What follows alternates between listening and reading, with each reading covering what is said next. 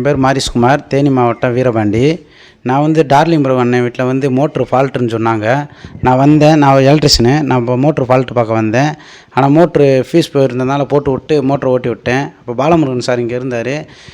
என்னடா எனக்கு ஆக்சிடெண்ட் ஆயிருந்துச்சு 2 மாதத்துக்கு முன்னாடி. அப்போ டார்லிங் ப்ரோ அண்ணன் வந்து கேட்டார், என்னடா எப்படிடா இருக்குது இப்போ உடம்பு அப்படின்னாரு. எனக்கு கழுத்து ரொட்டேட் பண்ண முடியலண்ணே 2 மாதமாக, பெயின் அதிகமாக இருக்குது அப்படின்னேன். பாலமுருகன் சார் வந்திருக்காரு, பார்த்துட்டு போங்கன்னு சொன்னார்.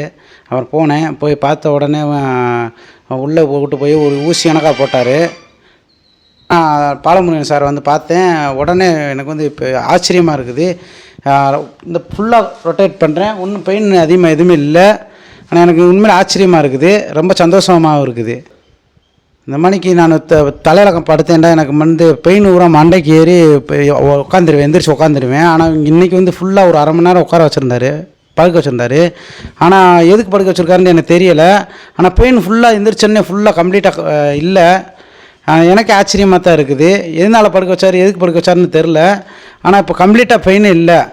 ரொட்டேட் பண்ணுறேன், ஃபுல்லாக ரொட்டேட் பண்ணுறேன். கழுத்து எலும்பு கிராக்காக இருக்குன்றாங்க. நான் பேசுகிறேன், சாப்பிட்றேன், எல்லாமே பண்ணுறேன். நான் நல்லா இருக்கேன். இப்போ அதான் எனக்கு ஆச்சரியமாக இருக்குது, சந்தோஷமாகவும் இருக்குது.